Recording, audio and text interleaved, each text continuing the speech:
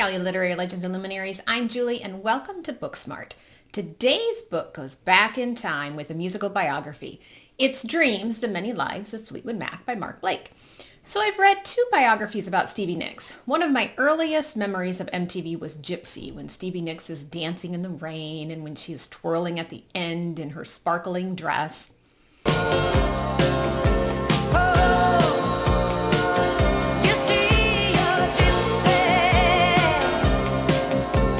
Doesn't that make you want to get up and twirl?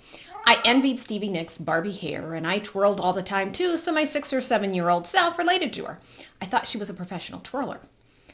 This is my mom's record. I remember most You Make Love and Fun for some reason, although I was very familiar with Go Your Own Way and even Rihanna, which was before Rumors. Then Mom bought this one, Belladonna, which was one of my favorite album covers. I gushed over her outfit, and my mom told me it wasn't very practical. Where would I wear it? And I replied, everywhere. I was all of 4 or 5 years at the time. As much as I love Madonna, there was something whimsical about Stevie Nicks, whom I adored, not to mention her hair. Madonna didn't twirl like Stevie Nicks. In fact, no one twirls like Stevie Nicks. So when I found Dreams, The Many Lives of Fleetwood Mac, I thought I'd give it a read. My understanding of Fleetwood Mac is only of Lindsey, Buckingham, and Stevie Nicks. And when I flipped the book open, it looked like short snippets of bits and pieces of varying structure about Fleetwood Mac. Not a boring, typical biography. So I bought it. Well, I learned a couple of things right away. First of all, I did not know that Fleetwood Mac had been around so long before Lindsey Buckingham and Stevie Nicks. Rumors was their 8th album or something like that.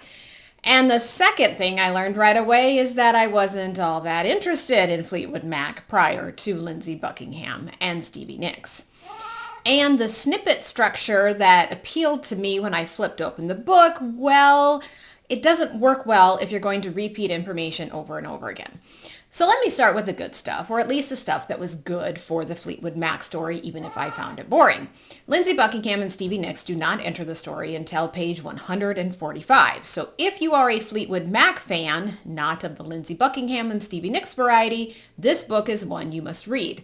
Some guy named Peter Green gets more pages than Lindsey Buckingham and Stevie Nicks combined. I might be exaggerating a bit, but not as much as you think. There was a fake Fleetwood Mac that I had no idea, and Christine McVie has been with the group much longer than I ever realized. Blake designates a chapter to each band member as they come and go. The problem with that is information then repeats into other bandmates' chapters as well as many other chapters. Sometimes Blake separates an album and its songs. Sometimes he'll use a performance as a chapter. Sometimes he'll separate out a relationship.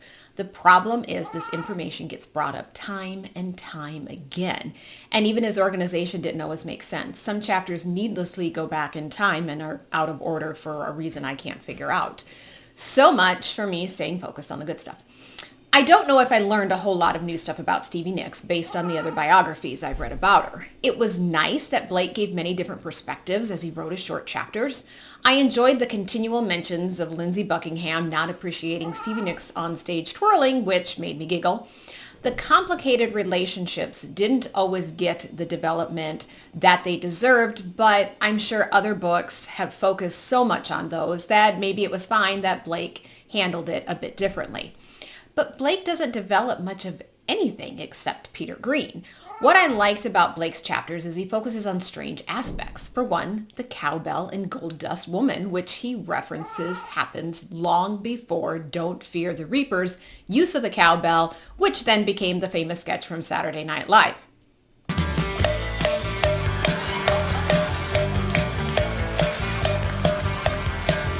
Blake writes about Daisy Jones and the Six and how it parallels Fleetwood Mac's story. I enjoyed the parts about Rod Stewart and the Eagles, and Prince even makes an appearance, and that Gypsy, at the time, was the most expensive pop music video in the world. I had no idea that Big Love's inspiration was Kate Bush's Running Up That Hill. You know, the song that Stranger Things made popular again. Blake even brings up the Stevie Nicks Barbie.